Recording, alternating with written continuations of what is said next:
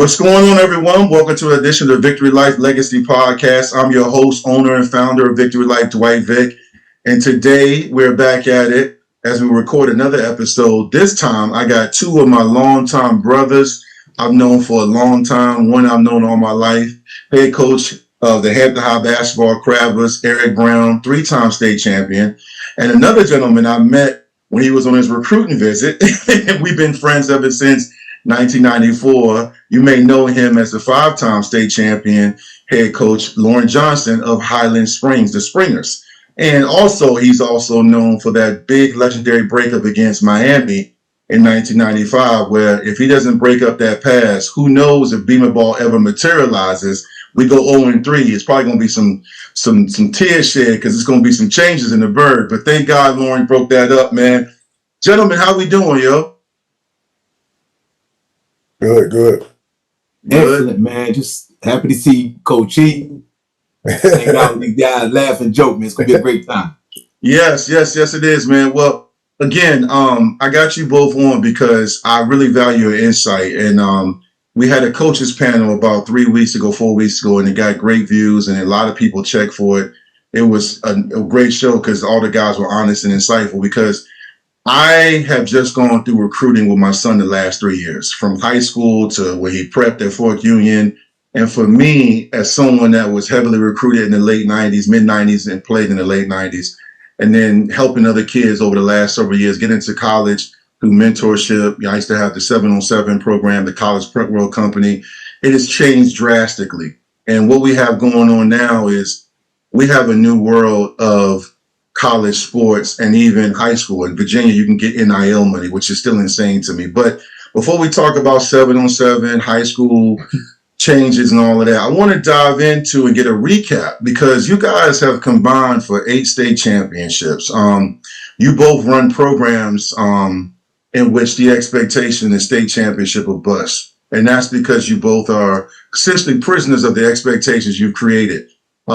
You and I were teammates on the basketball, the court, and then I went on to Virginia Tech. You had a short stint with some college basketball, and then you came back literally and coached. You've been coaching high school basketball since '94. You coached with Boo Williams, EYBL. You coached, I believe, 3 McDonald's All-Americans, Cat Barber, Ronald Curry. Anybody else I'm missing?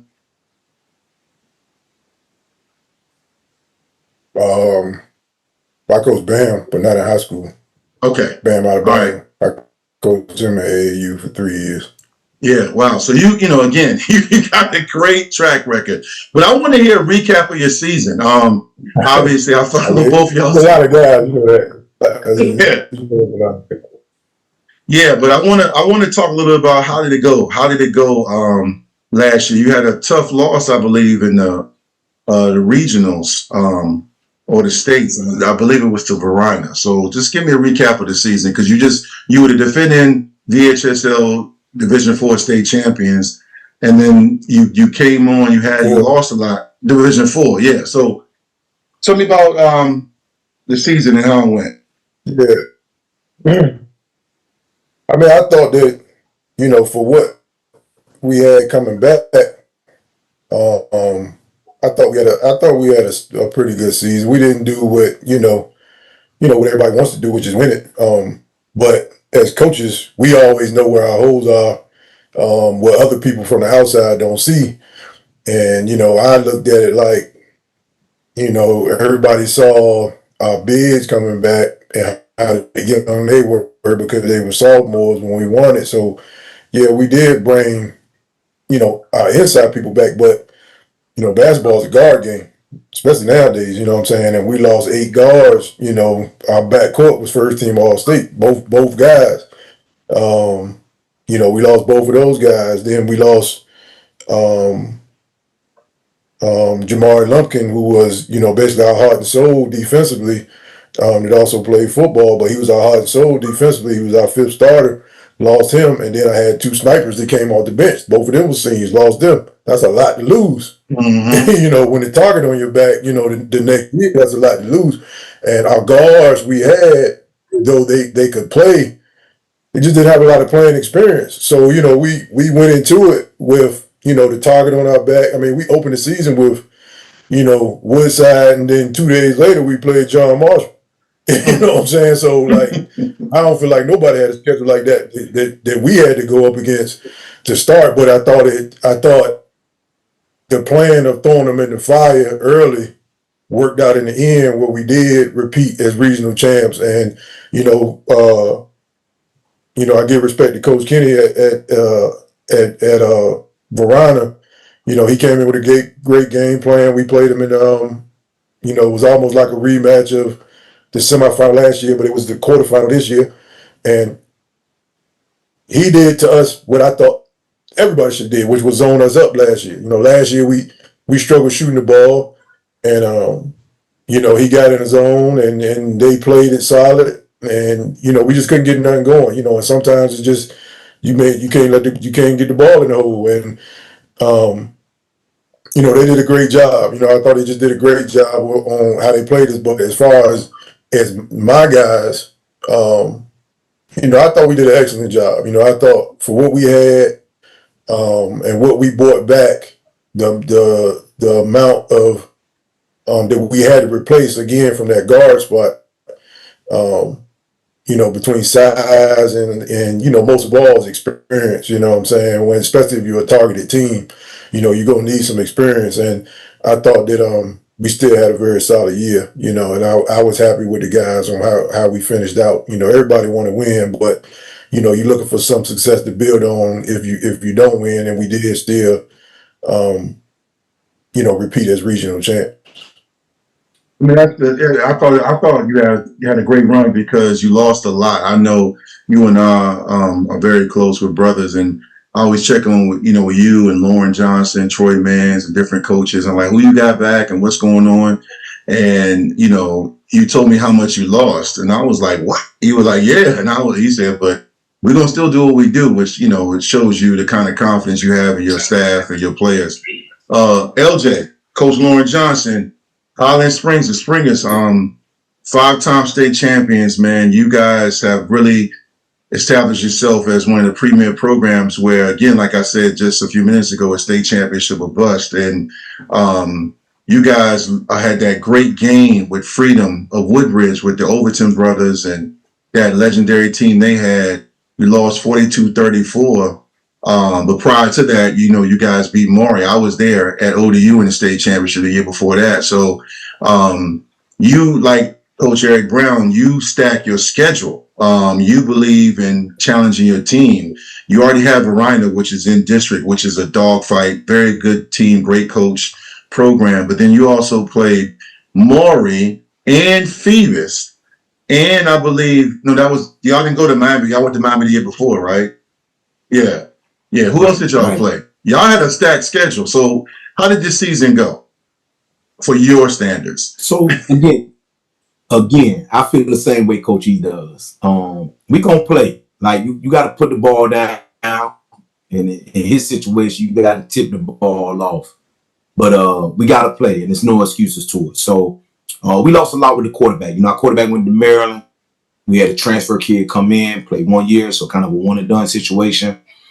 And then we just got hit by the injury bug a little bit. And then again, the same thing he said. You talking about lack of playing experience, right? You cannot take that for granted in any aspect of high school sports. When guys have done it, they do it and they do it with confidence, right? Because they've done it before. Or they've been in certain situations.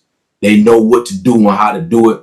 It's not just the warming up. It's okay, I warmed up. I know how to play the game. You throw me your best shot because we're getting everybody's best shot. And then you got to be able to handle that when they throw you the best shot. So we played a buzzsaw. We lost 4 games. Everybody we lost to played in the state championship game. they were 3-1 when it was all said and done. Right. The school down the street, they lost to Phoebus in the state championship, Division 4. We lost to Moore.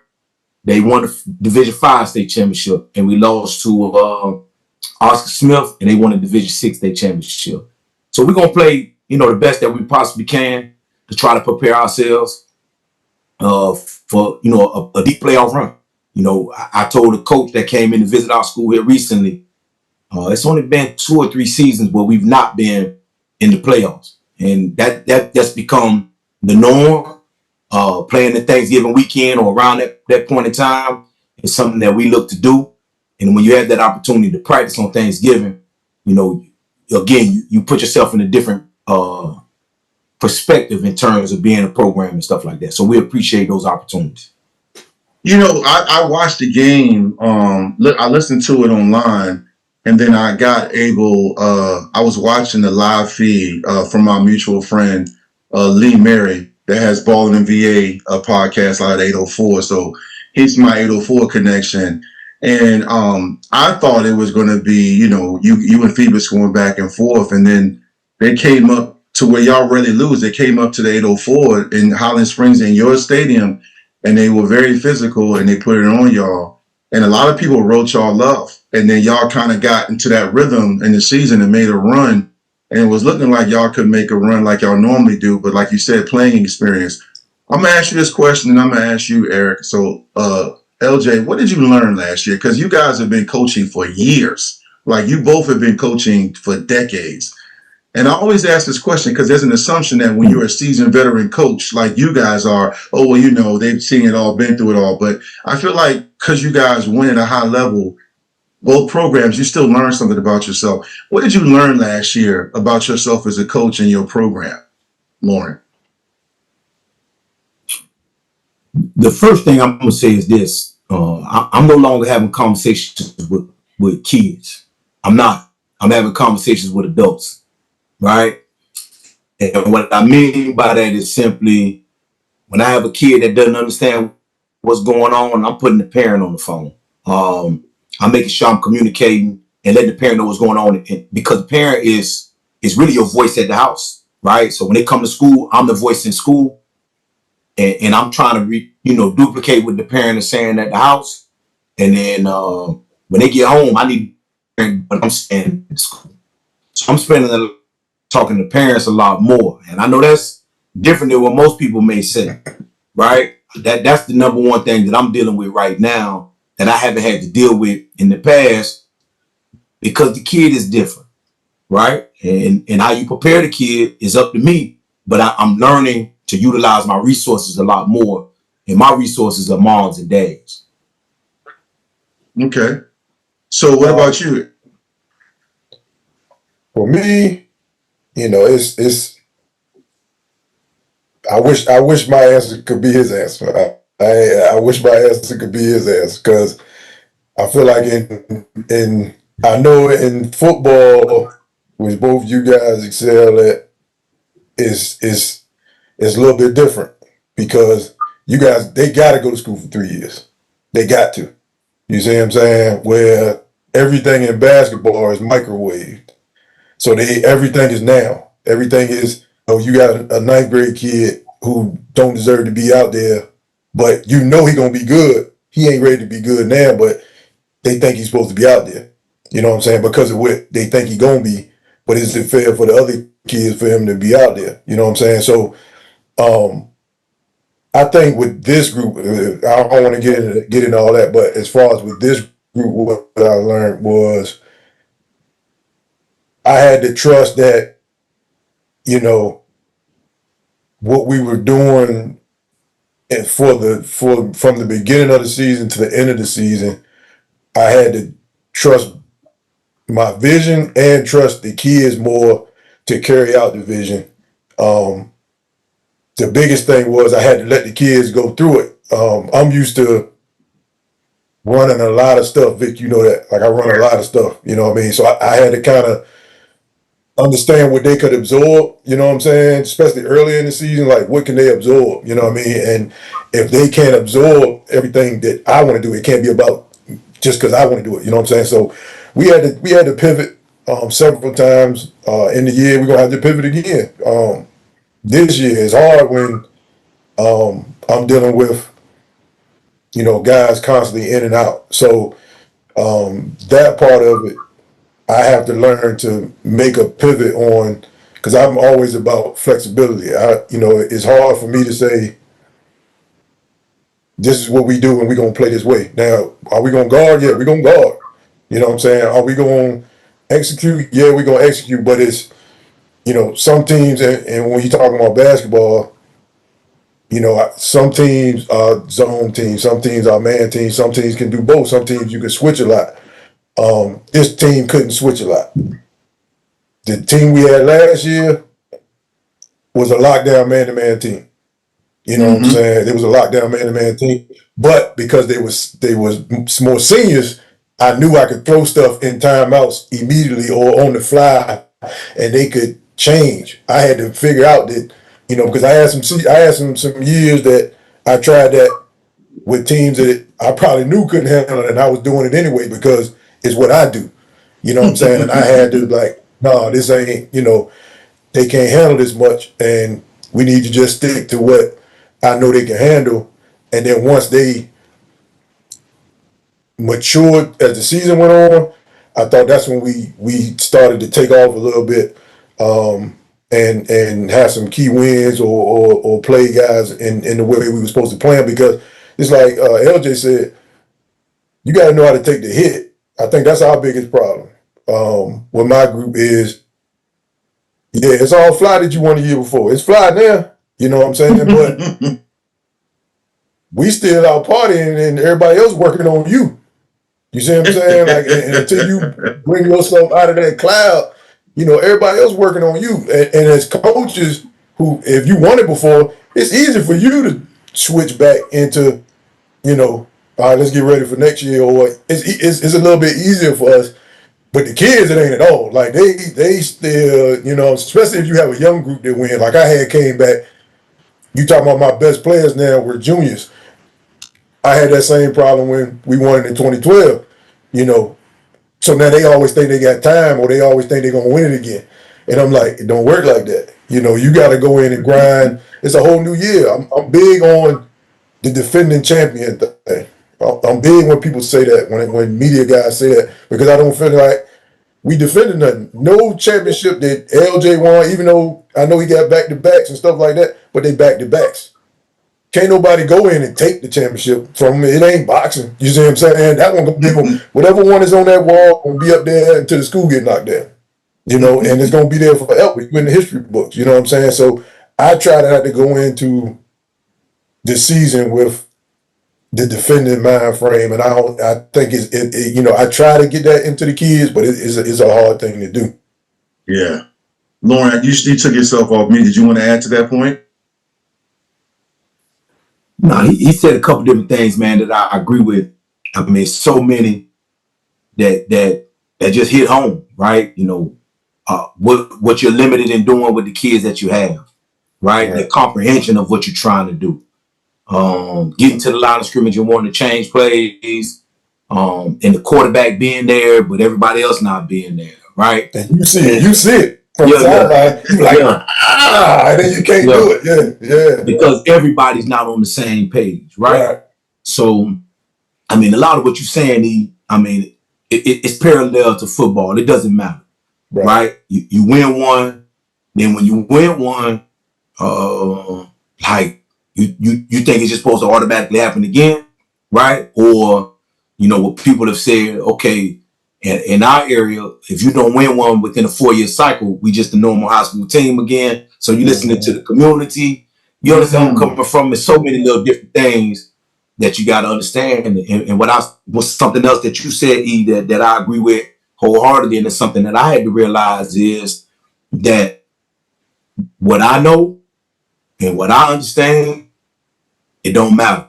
It doesn't matter. Like if I'm not making sure that the kids understand it, then it's really not going to fly. And the second thing is, or maybe the third point for this at this juncture in the conversation is simply this: what I've done in the past, like I can't steal or take that away from the kids. Like this is new to them, but this ain't new to me. You understand where I'm coming from? So I got to fight that in myself as I'm getting older in this process. Like this year 18 for me coming up at Highland Springs. So being year 18, damn, yeah. my body say 7-on-7 ain't for you, but for this group of kids, 7-on-7 is new to them. Yeah, you understand where I'm coming from? So, like I gotta remind myself of that as I get older. Yeah. some of these things are brand new. Getting to the line of scrimmage and calling plays, Mhm. quarterbacks have been doing that a lot. But I got to go back and teach the new quarterbacks, hey, man, this always been the way it's been done. Or the Right. new defensive guys, it's always the way it's been done. But for them, it's new. It's brand new. Like, oh, my coach allowed me. And for me, I got to get that out of my head. So them are my other two things that I add based on what Coach E said. Yeah, no doubt. When you do it for a long time, you need to go back and revisit what you did and how you did it. You know, you both speaking knowledge on that note, and something I noticed, and it hit me as you were talking, LJ, is that both you and E have been coaching a long time, and this question, Lee, you not only have you been coaching a long time, We this knew next each other question, when we didn't have a grade. yeah, right. Now, what's crazy is neither one of y'all are like me. Y'all are the opposite of me. I'm all over social media.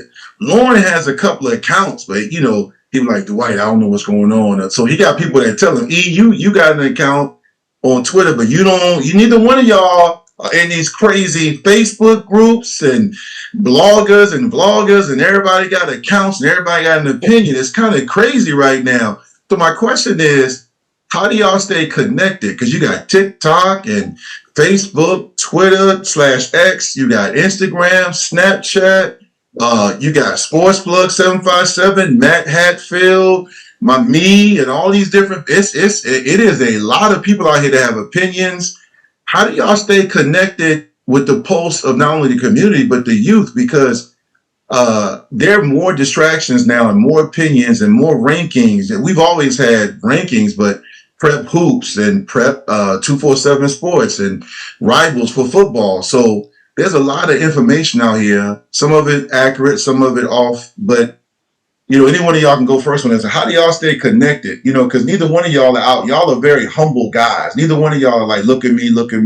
But y'all, do stay abreast of what's going on. How do y'all do that though? You want to go first, E? I go. You go ahead. So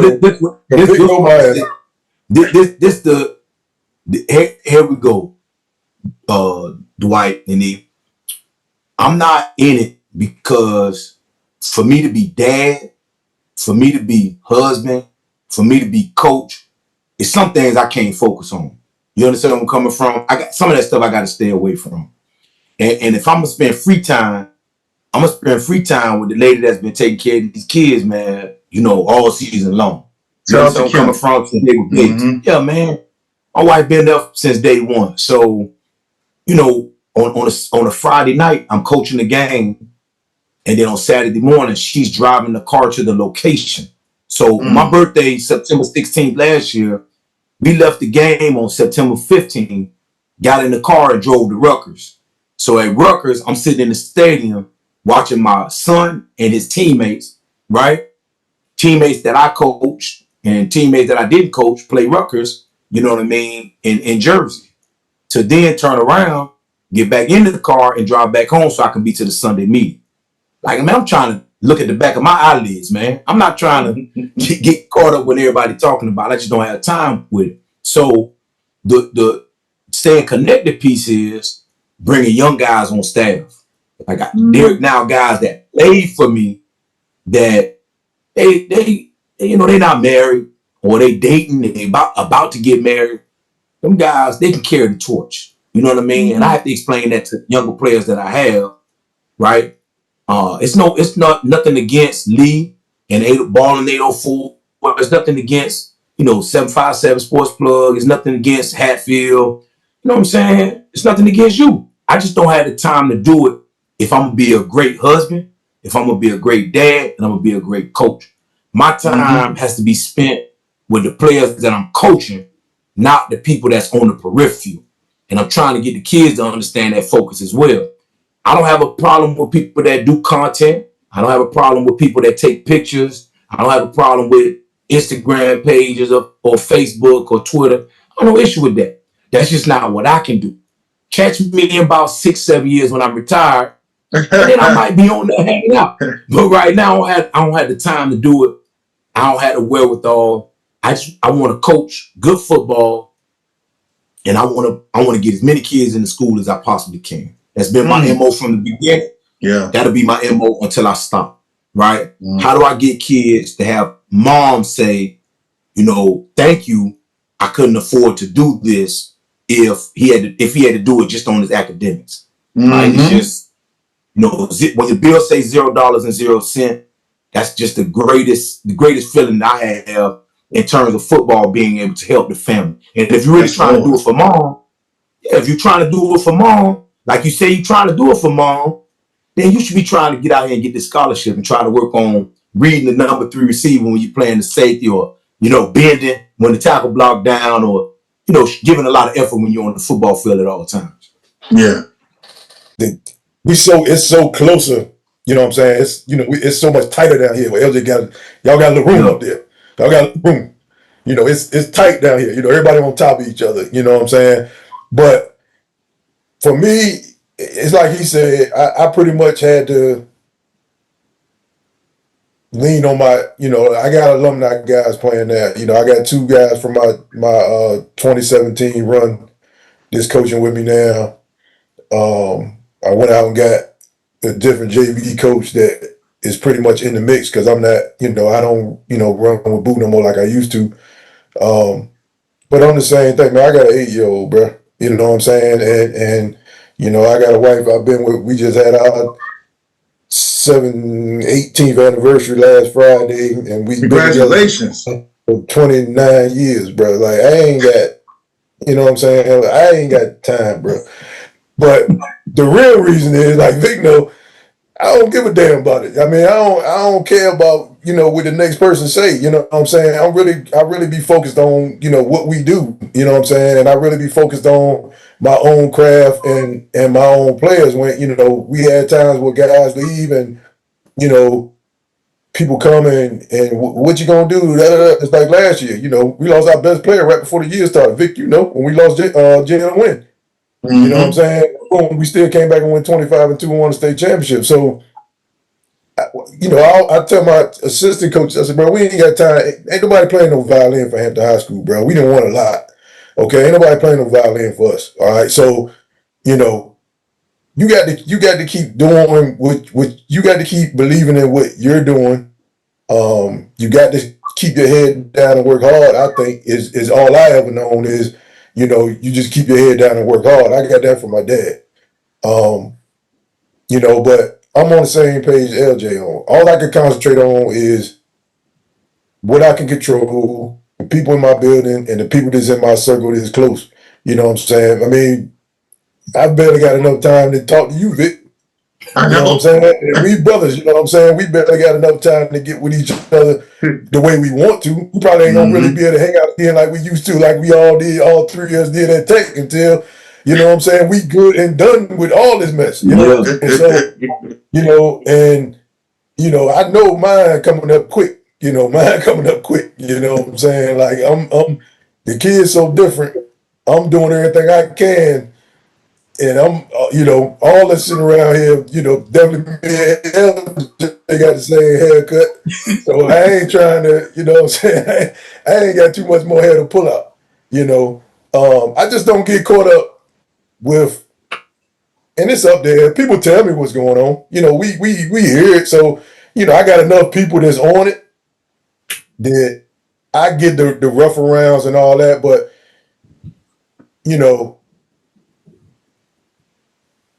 put it this way, when you win, they love you. When you don't win, you know what I'm saying, they got something to say. When you win, they got something to say. You know what I'm saying? Somebody gonna have something to say. You know what I'm saying? Yeah. So that's why I don't really concern myself with it. Like we won the championship last year, and I still had a parent complaining. I had a parent complaining at the 2012 game, at the game complaining. Now we at the championship game, we just beat the team that don't nobody say gonna be beat. And they understand moaning and crying, and he did, you know what? But I don't give a damn. We won. The kids, I do it for the look on the kids' faces. I always tell them that when you on a run, it's like me and Jay was saying earlier. You know how I feel, but the best thing is to look at them when they get to see how it feels. You know what I'm saying? When you get to look in their face and I tell them, I say, it's gonna change your life. If you win it all, it's gonna change your life. You always gonna be that. You was on that team, and I just be wanting it for them. Because and sometimes when they BSing and all that, I say, man, y'all just don't know how it feels. So that's why y'all ain't, you know what I'm saying? But to have for you to share it with them, you know, and have it happen for them, and then if you can get them in school, and then the biggest thing for me is I seen one quote Mick Cronin made. He said, man, I don't even care. He said, you think I care about what an 18-year-old think about me? He said, I'm talking to him like this now. So they care about me when they're 28. That's Thanks. how I approach everything. You know what I'm Yeah. saying? Like, I know I got players that didn't come back that I done had a rough time with. They in the gym, come home every time they can, and they ready to come, Coach E, can I come in the gym? You know what I'm saying? Can I come talk to the players? Can I come da da da da da da? And I know, you know, I go with them. I had a rough go with their parents, but at the same time, I look at it like it's about my relationship. At the end of the day, it's always going to be about your relationship with the kid you coach. It ain't never going to be about the relationship you got with the parent. It's, you know, I got some parents I'm real cool with. One of them on my staff now, Jordan Baker's dad. You know what I'm Oh, saying? My ace. You know what I'm saying? And what's crazy with that is when Jordan played, right? His sister was our manager, right? Why his sister goes to ODU, right? The Mm-hmm. basketball team paid for her to go to school, Man. and she was a manager there too. So they was, and she got paid. We paid for two of his kids to go to school, and one of them is a manager on the basketball team. You see what I'm saying? So he came back with me like, bro, like, you gave me plenty, so I'm here to do whatever you need me to do. You know what I'm saying? So you trying to build a relationship, and all I can worry about is the relationship with the people that's in my circle. I talk to Matt whenever they call me and they want to talk. I'm free to talk.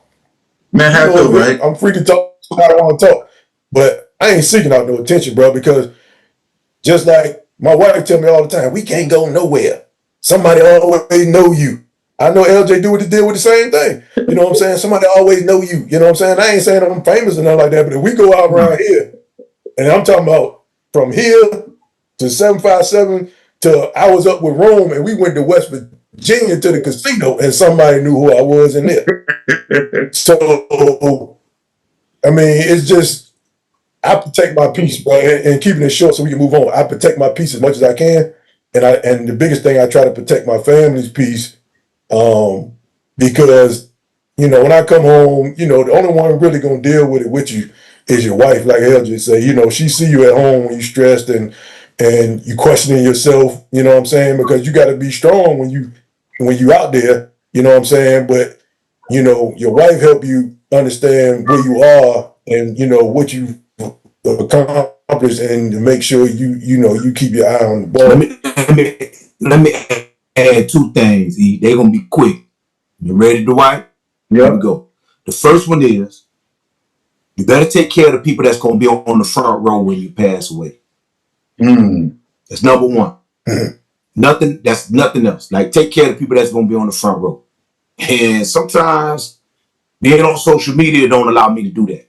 The second thing is you coach them for 4 years, but you friends or mentors for 40 years, Mm-hmm. 50 Mm. years, 60 years.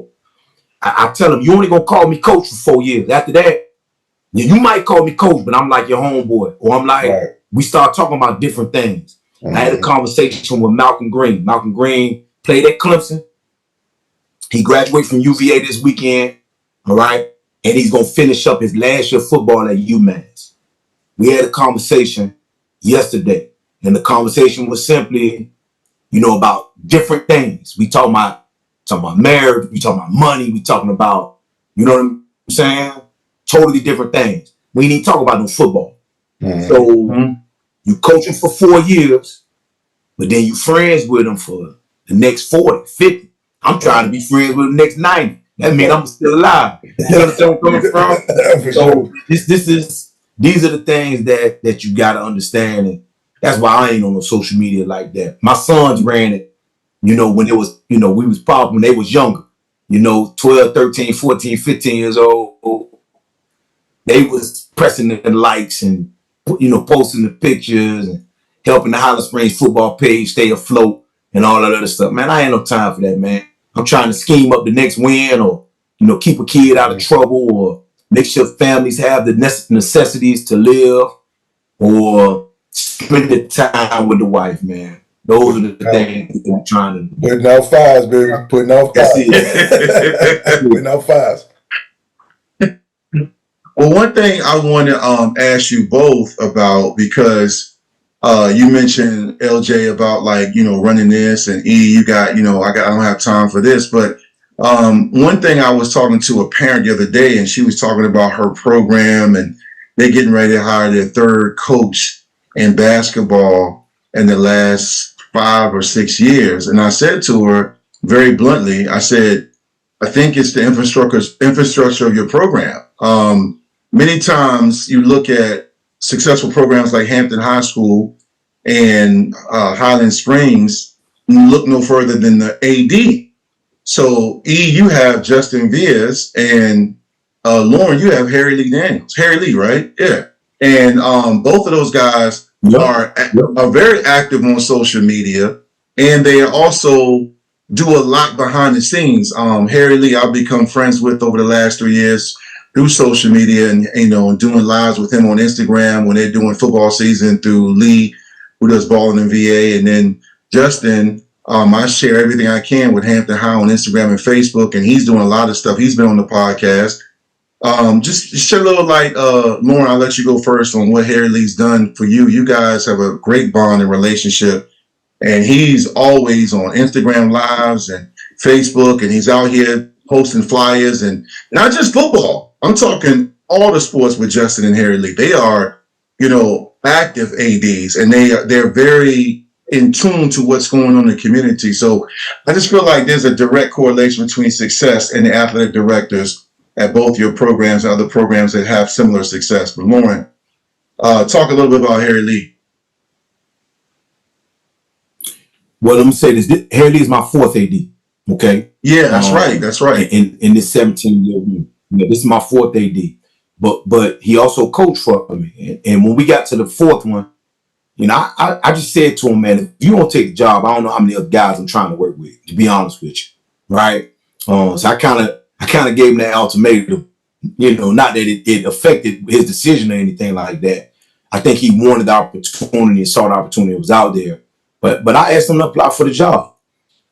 Just because he had a great bond with the community. He played at Highland Springs. He lived in Richmond, born and raised, Fulton Bottom, if I'm not mistaken. So he knows the people at the school down the street. He knows the people on the West End. He knows the people in the Highland Springs area. So it was, he knew people on the South Side. So it was easy, for me to say, okay, this is a guy that I can work for and be around. Now, the daily stuff that he has going on, it's, man, he just got to manage it. And he's doing a really good job managing it and making sure he's promoting every sport and everything that's going on. When I left the school today, they were having senior night for the lacrosse team. You know what I'm saying? And we the only school on the east end of Richmond with a lacrosse team. Like everybody else be playing at West End, South Side. So he's developing and helping those things continue to grow and putting sports in front of our students that they may have never seen before. And that's a good thing. So his connection with the community, right? His ties, his willingness to do things that some people may not want to do. It benefits our program in a great way. And without him doing some of these things and stepping out there and being connected, like we said, you got young guys that's connected, right? We probably wouldn't be in the situation we are. Some things he comes to let me know, man, I don't want to hear that, but I need to hear it. Right. And he's the guy to be able to tell me what's going on.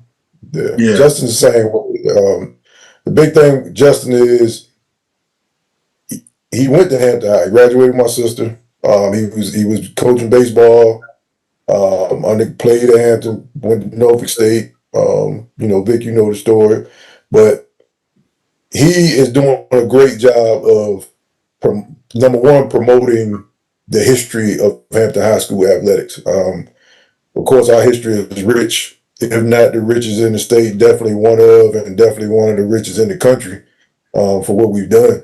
And he's trying to instill that pride in the community and back for what, because our kids that walk the building now, they don't even know who Ronald is, dog. They have no idea. And I'm like, bro, y'all don't even understand what I'm telling y'all. I'm like, if social media was going on when Ronald was in school, I'm telling you right now, y'all don't even I couldn't even whoever is the most followed person right now, I said when he was in school, he might be doing Drake numbers. I said y'all don't understand, you know what I'm saying, the impact of the McDonald's the McDonald's game came to our area. The dunk contest that you watch on ESPN was at Hampton High School. He's doing a great job of highlighting those things and really trying to, teach the history. He's reaching out, doing a lot of reaching out in the community to get money into all the athletics. Same thing. He works very hard and diligent on all the athletics. The facilities is the biggest thing. I mean, Vic, we got documented the oldest high school in the country. That's a documented thing. We're over 100 and some years old. So Crazy. it's just a lot.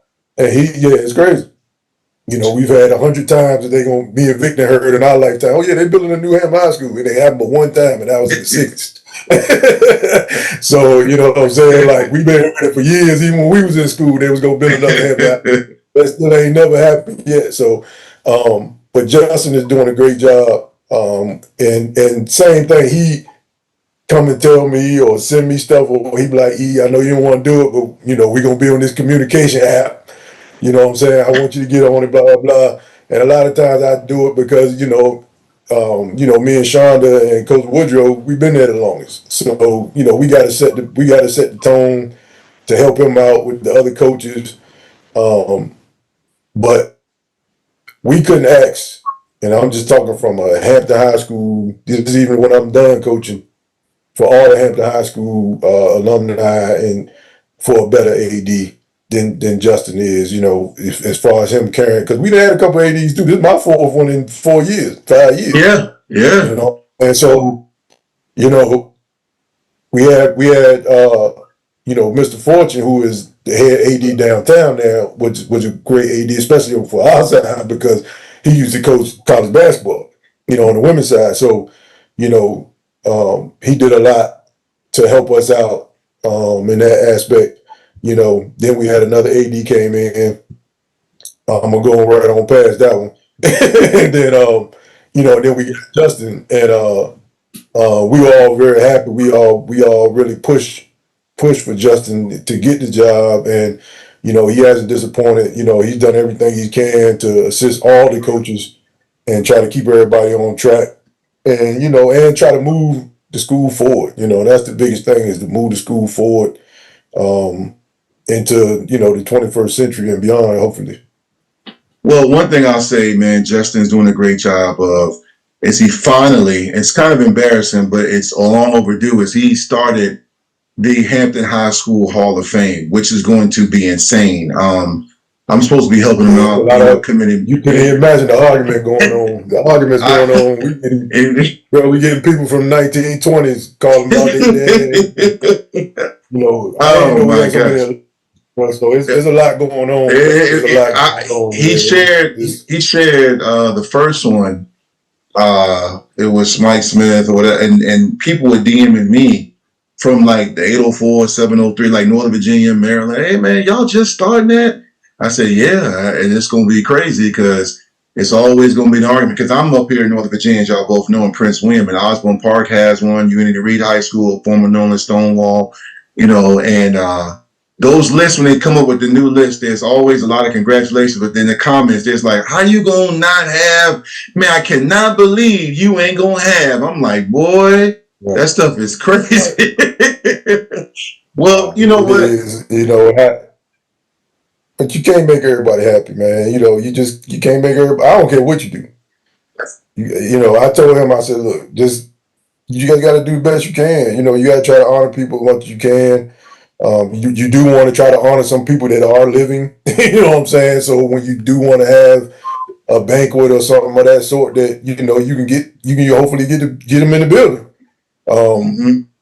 But yeah, it's a handful for them, and we all trying to put our heads together to make best decisions to keep the classes going. And I just told them, the first couple classes, you probably gonna have to put a lot of people in.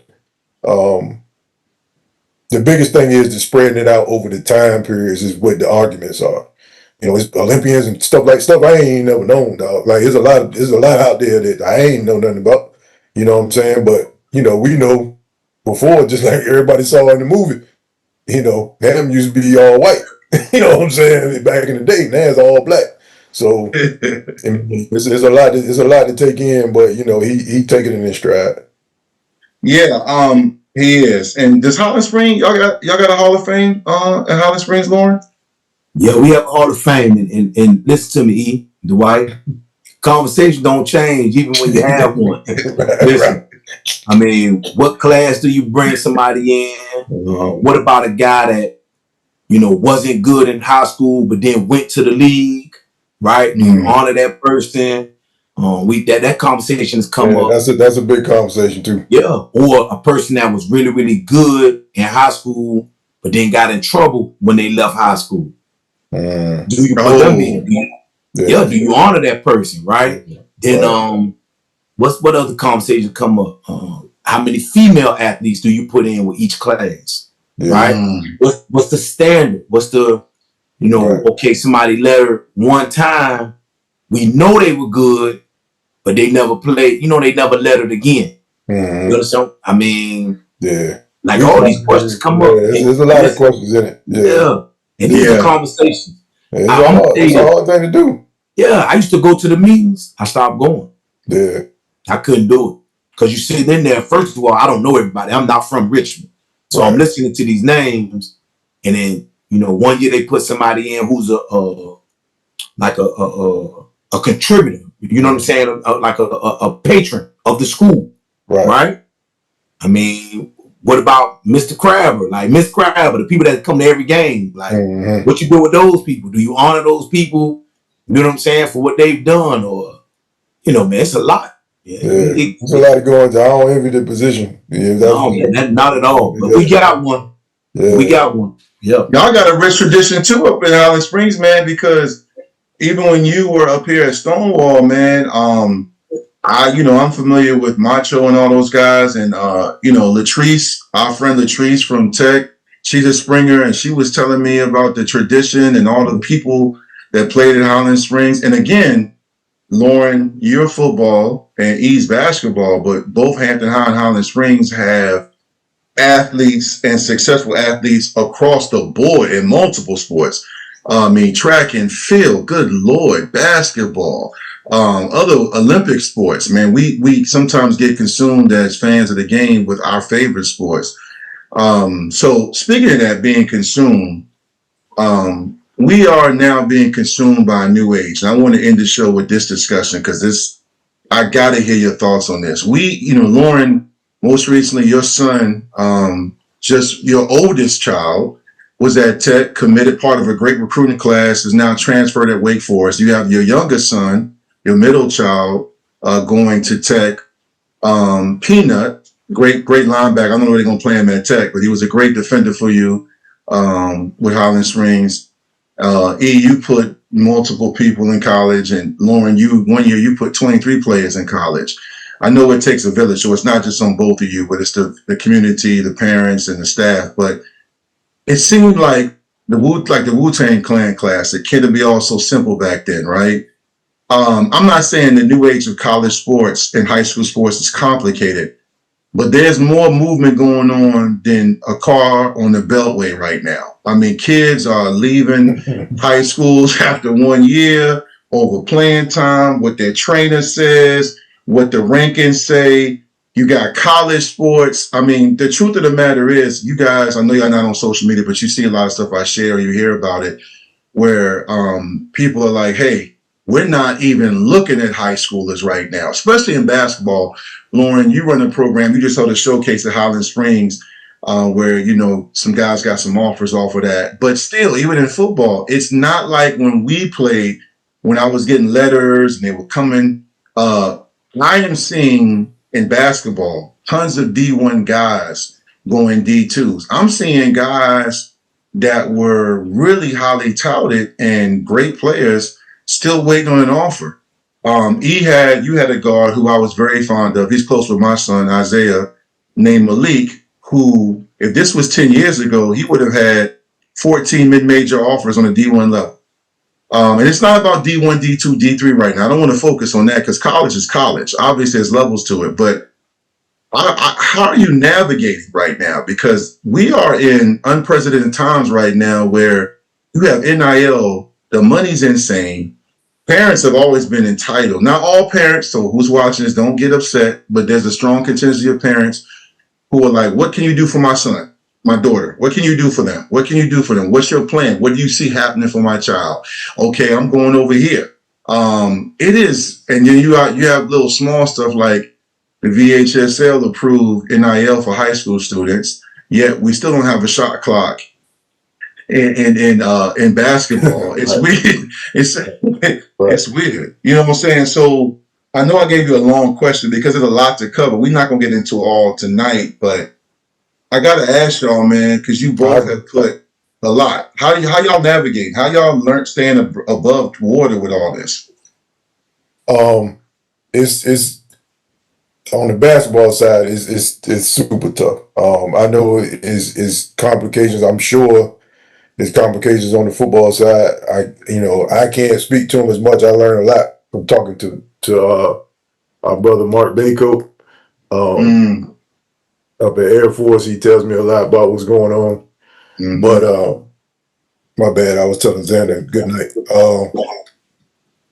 Uh,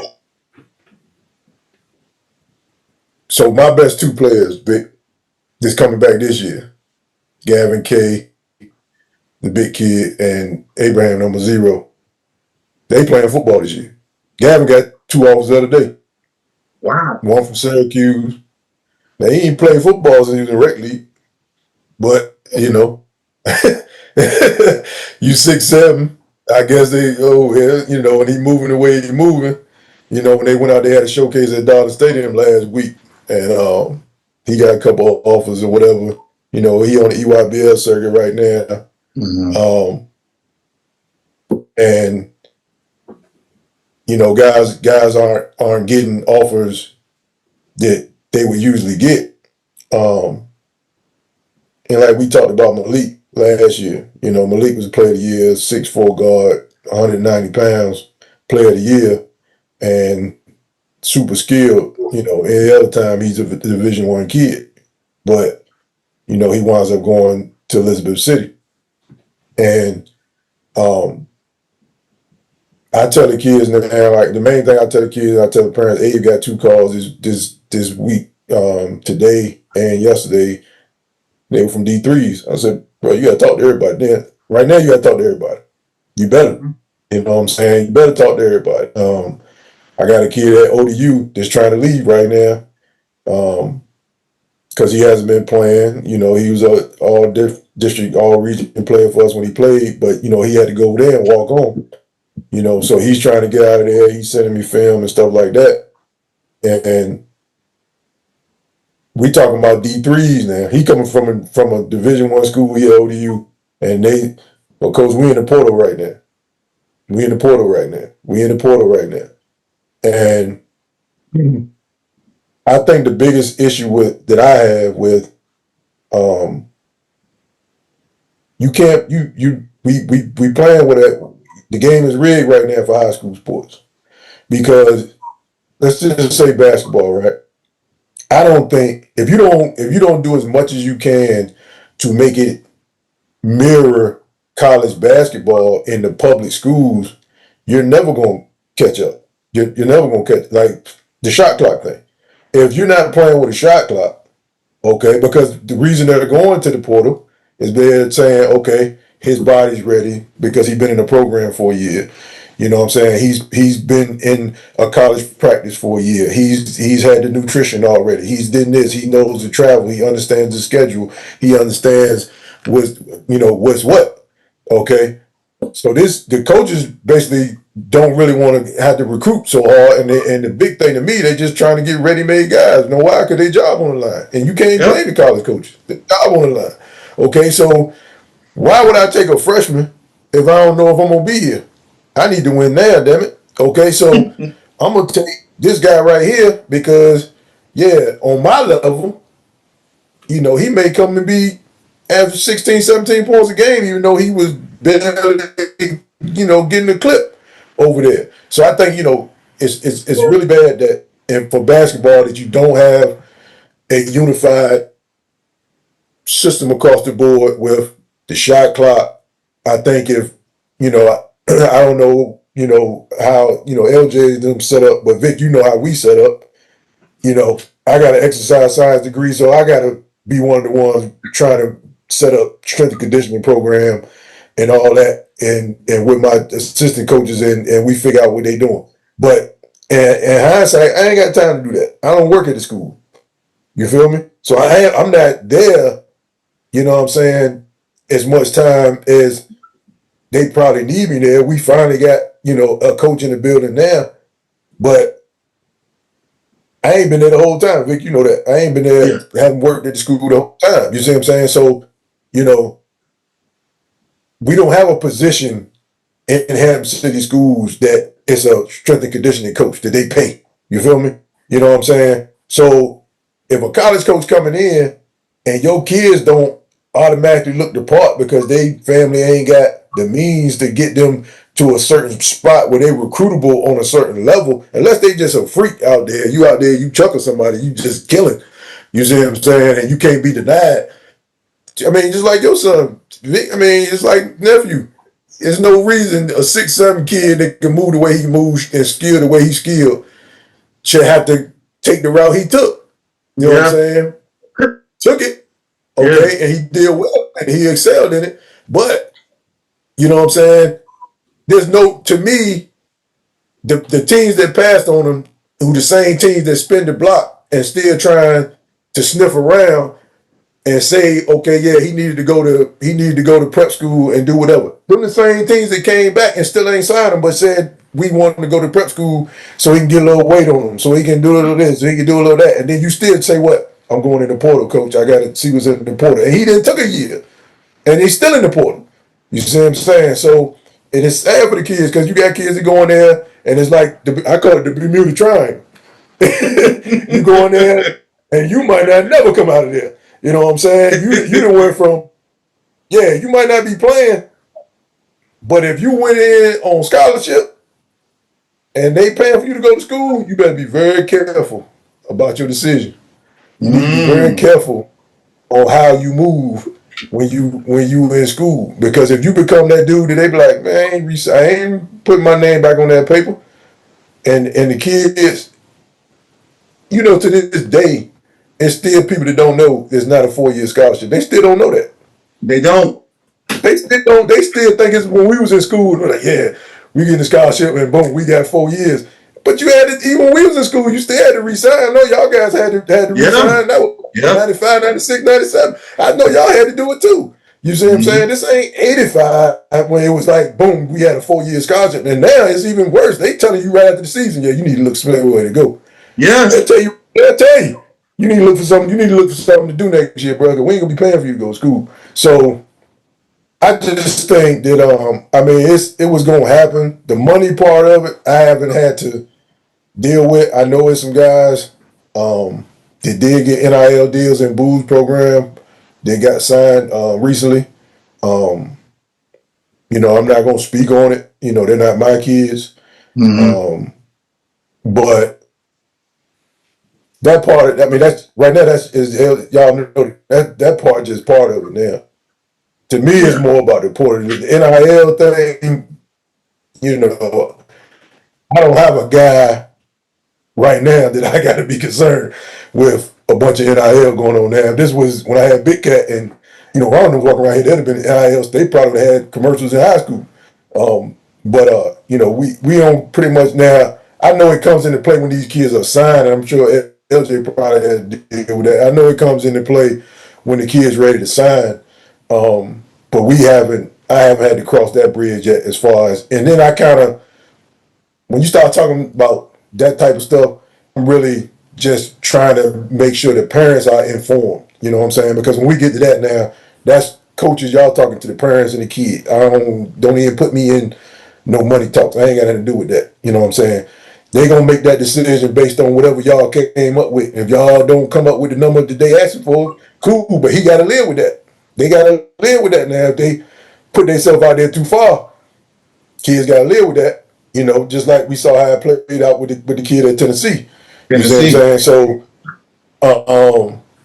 it's just a rocky road right now for high school sports, man. And in general for basketball, I feel bad for these kids because they playing all their life and they are good enough to play Division 1, and they having to take these extra routes. And I'm looking up and I'm seeing kids at 3 schools in 3 years, and then they wind up in the NCAA tournament. Oh, now they done blown up. Don't nobody know who Dalton Connect is. He averaged 30 something a game in the Player of the Year in college his senior year. Now he played for the Lakers. But how the hell you ain't know who he was 4 years ago? Because you made him Exactly. go. You know what I'm saying? You made him mind and road. You see what I'm saying? And it's just nuts, man. And I just feel bad for the kids. But if you find out, you're gonna find out right now who really want it. You You're damn gonna right. find out who really want it. You damn right. Because you're gonna have to take some. You're gonna have to take some roads that you don't want to take. And if you don't really love what sport you play and trying to play it as long as you can before you can't play anymore, yeah, you gonna be done playing very quickly. It's gonna stop quicker than you think it is. You're gonna love it because you got to Yeah, be ready to yeah. pull up with them stuff. Man. Yeah. One last point before on that before I let LJ speak on it, how he's dealing with it and seeing from his perspective is not only we're gonna see who love it and how the game is changing, even you two.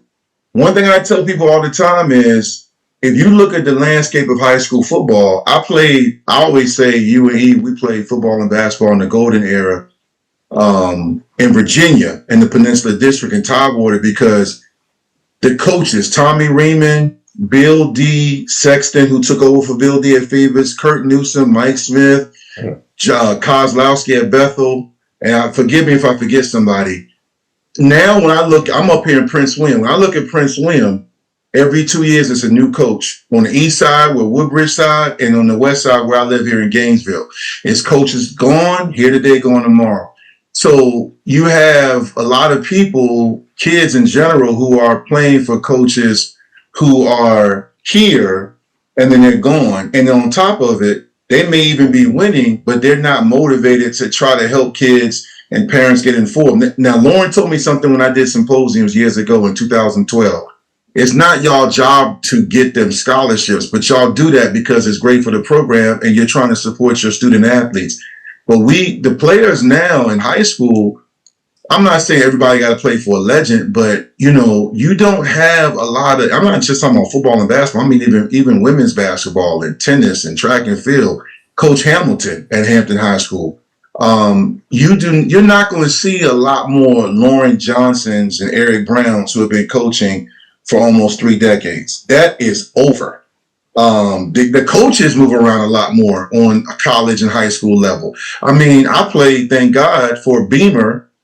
And before that, I played for Mike Smith. Those two kind of guys, they're not around anymore. Jay Wright and Coach K and Roy Williams. That time is over, which is kind of disappointing for me. The nostalgia I have, the memories I have with what I look at as stability. Because I think when you are in an impressionable age between 14 and 19, stability is your best friend. And I think now that's one thing that's not talked about is the musical chair, so to speak, with collegiate and high school coaches now. But I apologize. I just had to speak on that because you triggered a memory I've been thinking about. Loren, Coach Johnson, what do you got in regards to the new landscape of collegiate and high school sports? So let me say this, E. It's always great to hear coaches experience it on all like the same thing. We experiencing the same thing. It's no different, right? You talked about it. It's tough. You talked about talking to Bayco. Like, that's y'all guy. Like, when Bayco come into school and when coaches come into school, man, I tell them this jokingly. I say, man, it's the BCA when you come over here. Like, we talking. We got to have a conversation, sit down, relax. Let me understand and learn the landscape of college football or college sports in general, right? Because, like you said, I'm dealing with it with my own son. You said something, E. You got to look the part in high school football right now. And the guys that look the part play high school basketball. You can't. And Coach Kavanaugh used to say this all the time. Jim Kavanaugh at Virginia Tech. He said, "Man, you can get them faster, you can get them bigger, but you can't stretch them." So any kid that's walking through the door that's 6'1" with like an 83-inch wingspan, that's like freakish. You can't put different arms on somebody. But when they walk through the door 6'7", 6'8", 6'5", 6'6", them guys, man, them get them scholarships for football off the rip. Now the question is, are they committable offers? See, that's the term that you got to get into. Right? Oh no, that's what you know what I'm saying? Yeah, go ahead. So that's it. So when you're talking about those type of things, it leads me to what you said, unified system. Okay, in the state of Virginia, you can't cut block like you can in Texas. Like, we need to play the game like they play it in college, so kids have an opportunity to be developed to play it at that level. I didn't know that. That's just what has to be done. That way, quarterbacks see it the same way, receivers see it the same way, offensive linemen see it the same way. The referees that are calling the plays the same way. You know, I've had referees tell me, "Hey, coach, I'm not making that call. That's a Saturday call." Well, it's Friday and we playing just as fast as they play on Saturday. Make the call. You know what I mean? So these are things that I hear. So, like you say, guys passed on Isaiah, right? And then they want him to go to the prep school. And then they circle back. And then, man, it's the same thing in high school football. Hey, coach, man, you think he can, you think he a great shirt? They asked me that with Greg Dortch. You think he can take it porter? You think he could take a little technical? Yeah. Wait Forest it. You think he could great shirt and come in a little later, put on some pounds? I said, man, he's ready now. Like, let's go play football now. You understand where I'm coming from? So these things have not changed. It's the same across the board. I will say this: Power 4 football is Power 4 football. That's not Division I football anymore. That's Power 4 football. Gotcha. The group of 5 now is Power 4. So you have the upper echelon, then you have Power 4, which is the group of 5. So it's still Power 5, right? Then FCS is now a group of 5. Right? And the Division 2 is now FCS, and Division 3 is now Division 2. So I tell my kids, you better go play. If you think you want to play, you better play, because you can only play football. Football not like basketball or baseball or anything else. You better play football for the 4 or 5 years you can. Because after them 4 or 5 years, once you stop, you're done. I used to hear Antonio Banks say that all the time. If you want to play, you better keep playing. Because once you stop, it's hard to start again. You know what I mean? So I took heed to what them guys were saying. I tell that to my players now. Man, don't worry about what the name of the school is. Start your education, play football at a high level, and if you're good enough, then you move. But you talked about the Bermuda Triangle. My son was in that portal, man, and it was difficult for me being dad and high school head football coach. And the reason I said it was difficult because I had to navigate that space for him when he jumped in the portal. Like, he had to finish school so he can graduate. He graduates this Saturday from Tech. Okay, congratulations! 3 years of playing. Yeah, man, and we're excited. He started college in 2003, and here we are in 2025, and he done. He gonna get his bachelor's and move. But he said, "Hey, Dad, can you help me out?" I said, "What's up? What you need, buddy?" He said, "I got coaches calling, but I got to finish my homework." Right? So you got to navigate that space. And then when you're talking about them, you don't want people to feel like you're just talking about him because it's your son. You want to talk about because his value, his merit, like what he's earned. So that was a difficult piece.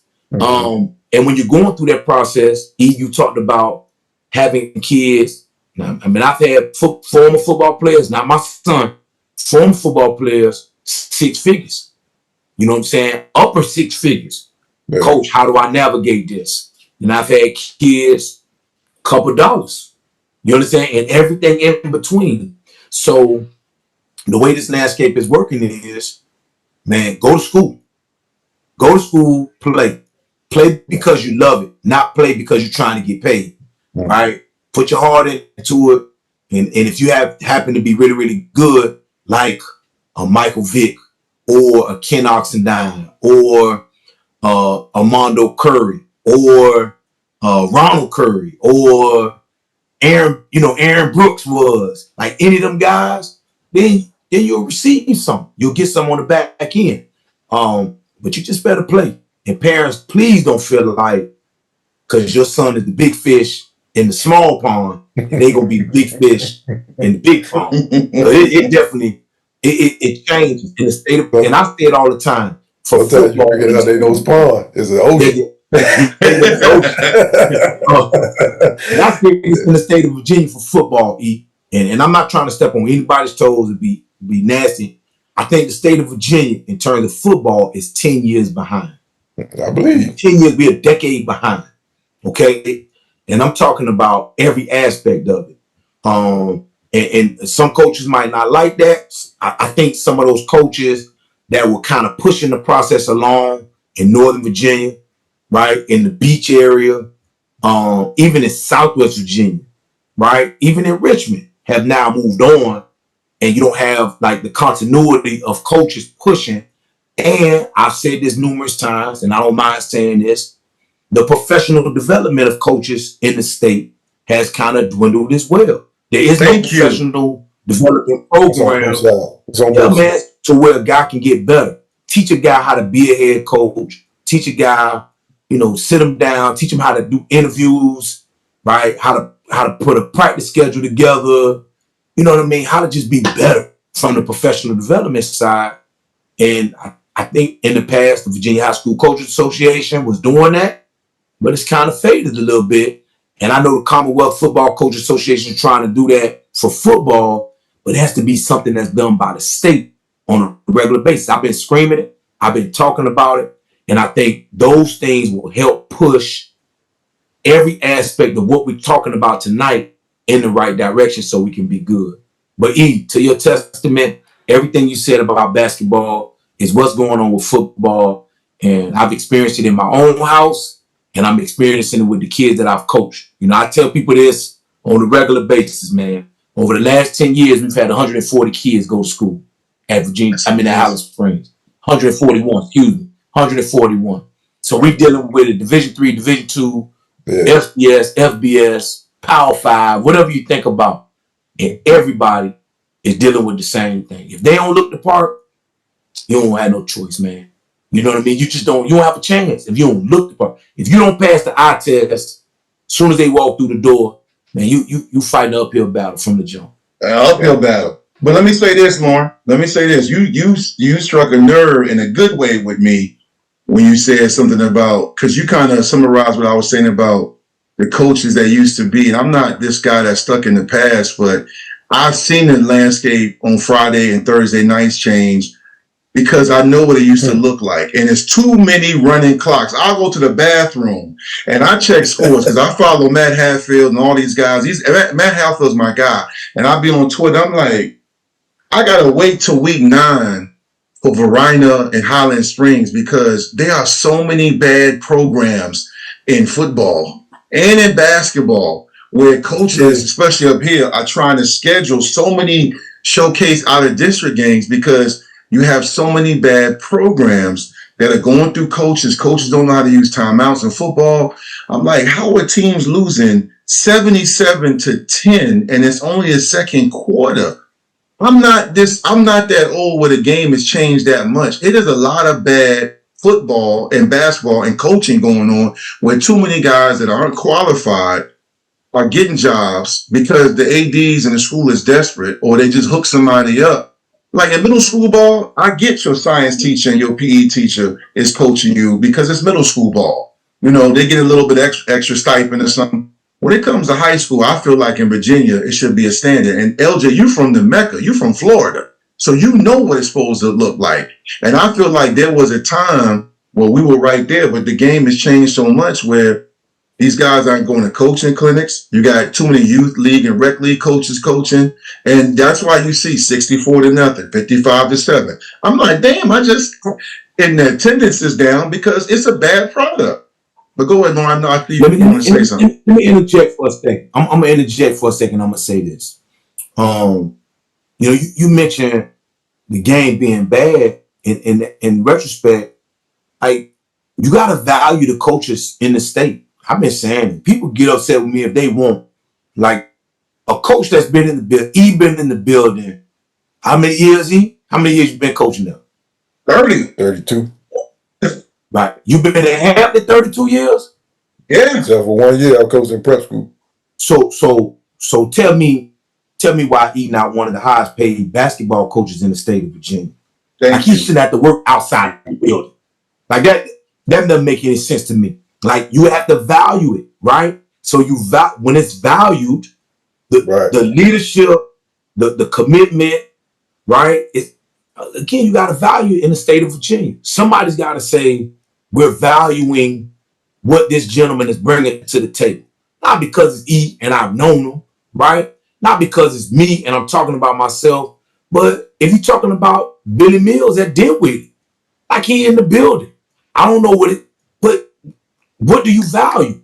You understand where I'm coming from? Do you value his commitment and his, dedication to building men? Because for me, I deal with 10% of my male population in the building. Like, if we got 2,000 students, if you take half of that and say 50% is female, 50% is male, well, it's 1,000 males. I work with 100 males. That's 10% of the male population in the building, right? And then you're called upon to do so many different things within your community and within your school, like, that needs to be honored. But I think you need to honor, like, English teachers that's doing what they're supposed to be doing, and math teachers that's doing what they're supposed to be doing, and principals that's doing what they're supposed to be doing. Like, pay people what they worth, and then you can get a better product, right? I just think that's what it is. Don't take the low bid every time. You take the low bid. You ain't lying. Every work. You ain't lying, Lauren. You ain't listening. You ain't talking shit. You talking facts. The truth of the matter is that that's why I said what I said 25 minutes ago. When y'all two finally hang it up, I am a father. I don't coach. I have on different levels, but I pay attention to this stuff. This is my passion, my podcast. I work, you guys know, I work in the community from Northern Virginia to DC. I'm in these streets, and I know what sports does for the youth, and I know what the type of leadership both you guys have. Obviously, there's a little bit of a connection because of our relationships, but that's not what I'm saying. I'm talking about the fact that I saw what Coach Kaz and Bill D and Coach Brower and guys like that did for a lot of people that had different things from learning disabilities to trauma at home to instability. So to me, when E has been coaching 32 years, and I saw he's coached 2 NBA players, Cat Barber, and I forgot the other kid. Loren, you've coached multiple NFL guys that have been drafted in the early rounds. But 5 guys. But let's take those NFL, NBA players aside, right?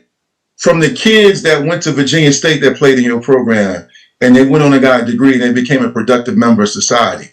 There has to be a better reward, because I think now there are a lot of quality coaches who could be the next Eric Brown and Loren Johnson who are not coaching because it's like, bro, y'all not paying me enough. And then on top of it, the damage of these parents, not all, let me clarify, but the ones that make it hard to coach, to say you did this wrong. And then I mentioned earlier, these social media groups where they get on here and they overlook all the things you're doing and they badmouth. You're not going to get, like how we have a shortage of referees and teachers, we have a shortage of quality head coaches in multiple sports because of what they're not doing. And I think Virginia has the money, but they still deal in an antiquated mindset what they should reward their coaches with. It frustrates me. And that's why on Friday nights, it's going to happen here in a few months in the fall. I'm going to say, okay, on my phone, which game should I go to? Damn, blowout. I'm like, don't complain about the attendance when y'all know y'all hired this dude, he ain't qualified. It's just, it's awful, man. It's really bad right now. I'm telling you. Yeah. Hey, I'm going to say this, E, and like when I was in again, I probably shouldn't say this, man. Say it, man. Say it. Say it. My wife Say it. Say always it. tell me, listen, man, my coaching stipend right now is less than $5,000. Congratulations. Way to say So, man, I knew. That's why I said I was like hesitant to say it because I know it's guys make less than that. Yeah. Right? Yeah. Listen, man, I'm in the building this morning. I met with coaches yesterday morning. I'm meeting with coaches. School started at 9. I'm meeting with coaches at 7:45, 8:15. Right? Trying to help kids get into school. And I always say this, man. A kid playing a sport knows where they're going to go to college before the general ed student.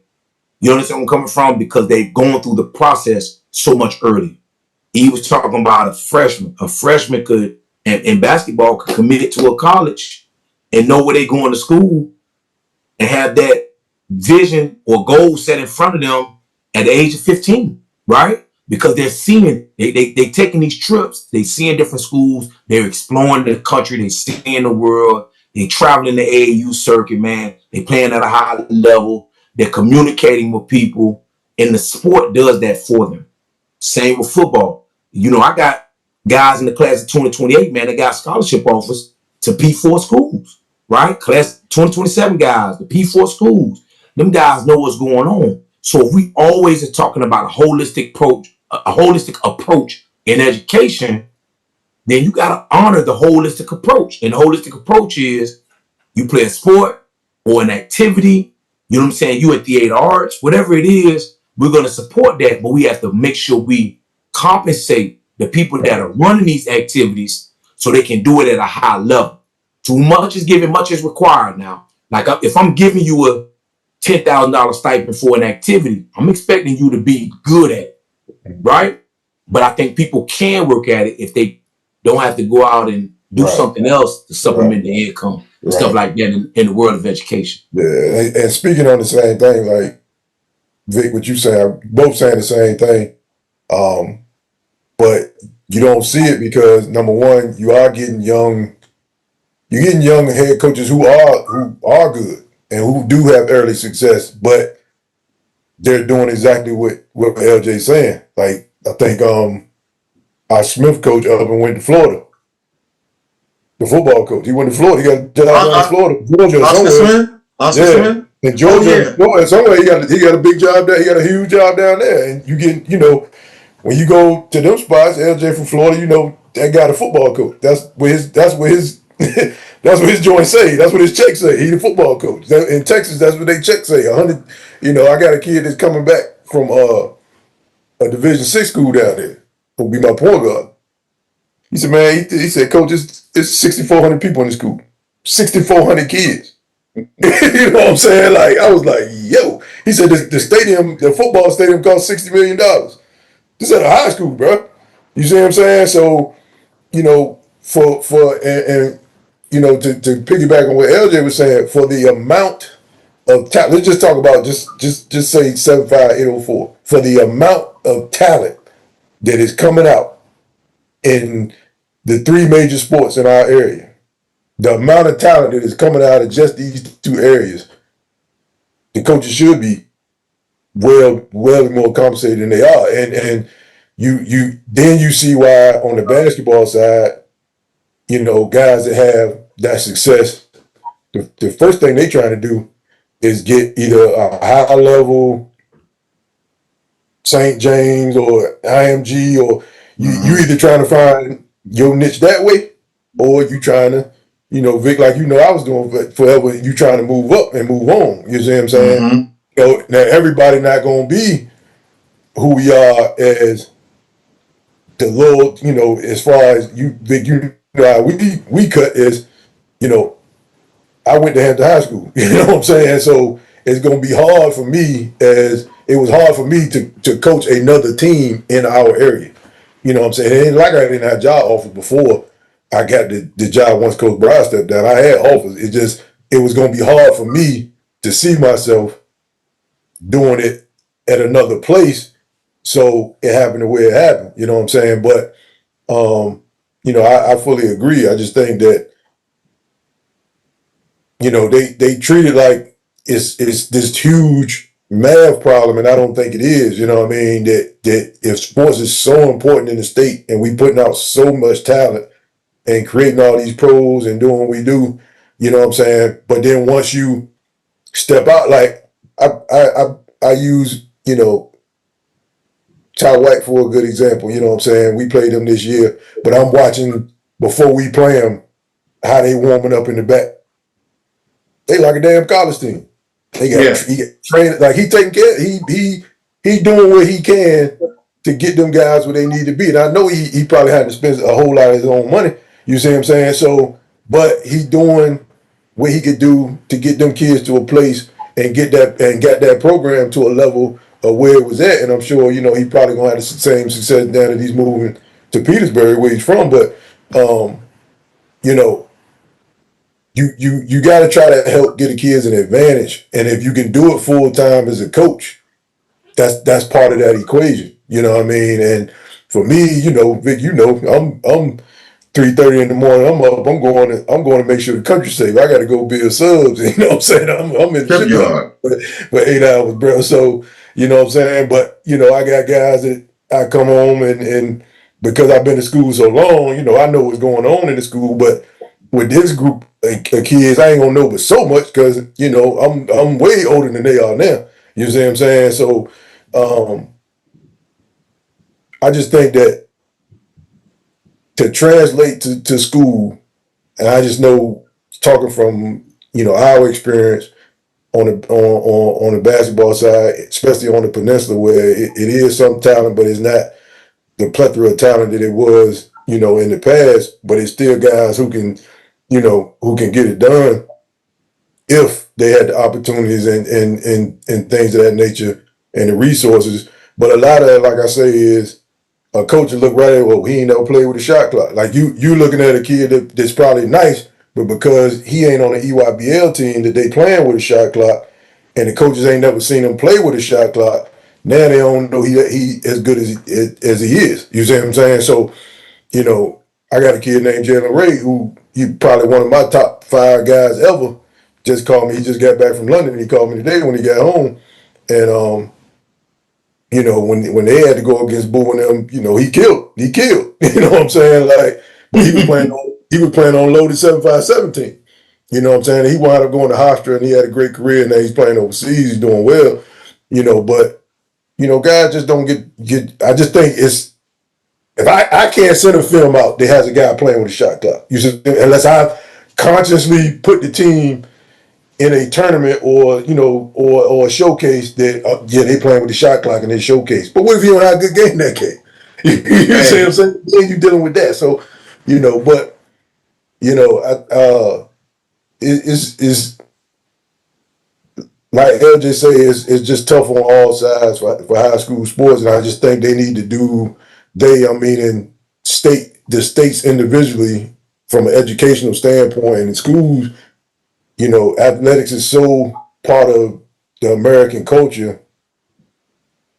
You have to put more into it than you actually are. Yeah. You're talking about evolving, and you're spot on, and I think I know my issue as a fan. I love high school and college sports more than I love professional sports. And I think at first I thought, well, I'm just getting old. I'm getting old. I was like, I ain't about getting old. It's more so like I know what I'm looking at. And what I'm looking at is public high school sports in Virginia is regressing, not the talent, not the players. We are behind because everything else around us is evolving.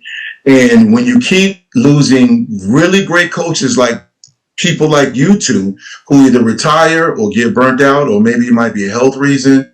If you look at the trends all across Virginia, from Southwest 540 to Loudoun in Northern Virginia and the 757, obviously nothing stays the same, but we are not witnessing growth.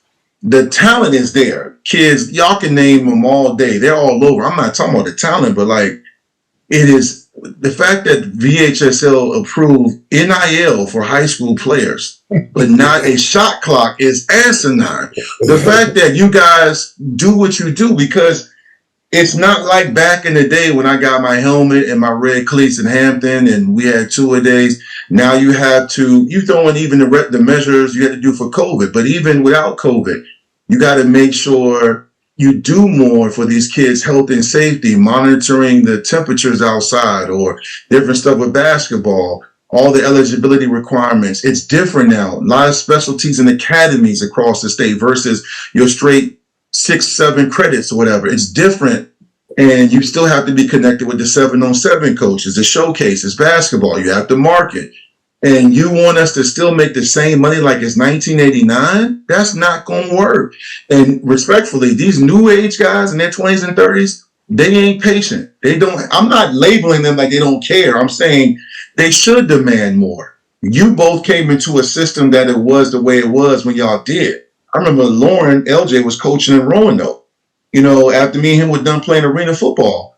That's back when I still had hair. Now I got patches. That's why I got this hat on. You know what I mean? So, like, it's different now. And I'm not mad at the kids and the parents for that part because they know their worth and their brand.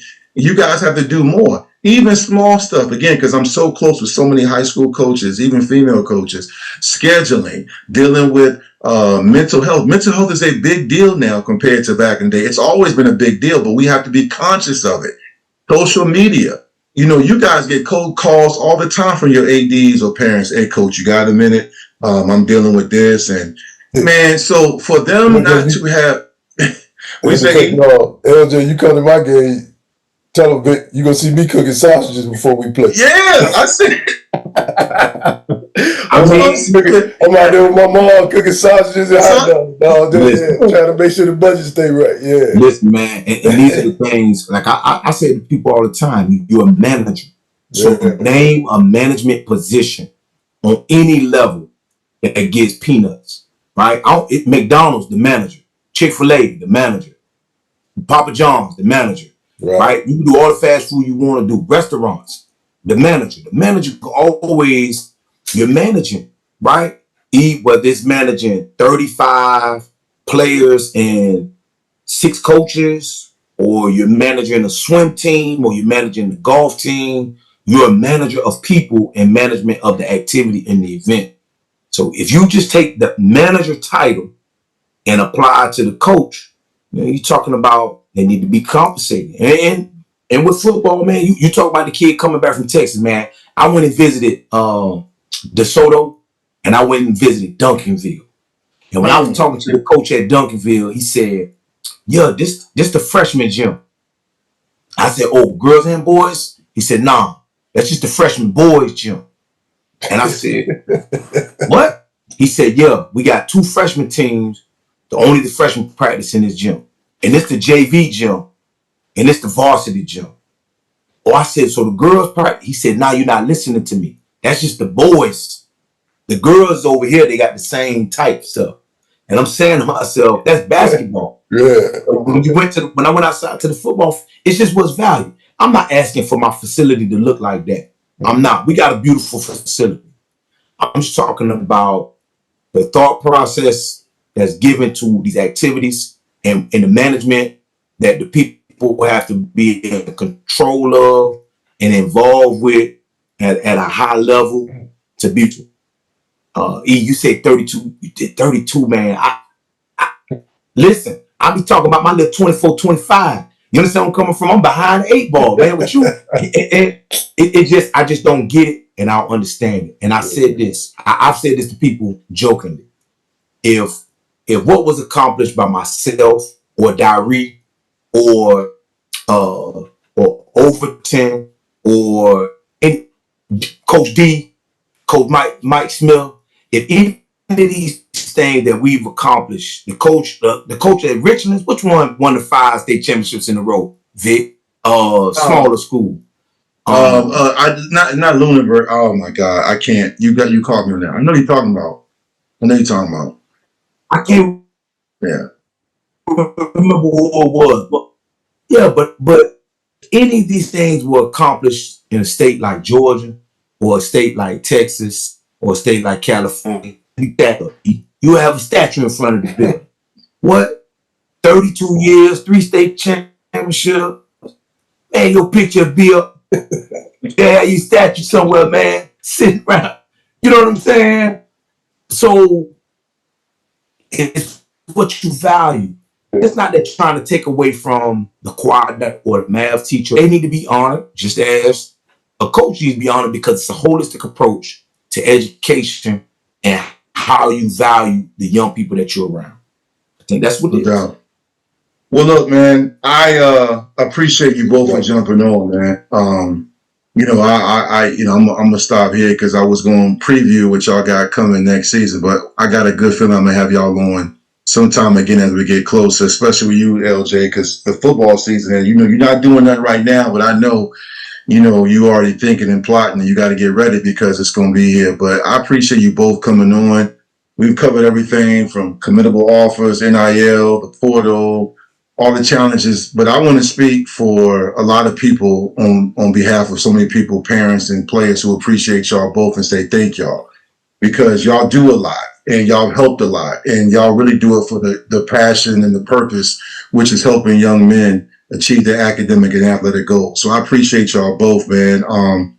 And it's just great to see y'all both grow as men. I've known you both pretty much the majority of my life. I've known you since we were little kids. We grew up together, Park Place and Shell Road. And Loren, you came in '94, a confident guy, freshman from Florida, and we connected, that Virgo connection. Our birthdays are 2 days apart, and we've been tight ever since, man. So, and I know both of y'all don't like to get on camera too much and talk, but again, I appreciate y'all both for jumping on, because y'all always bring a lot of insight and gems.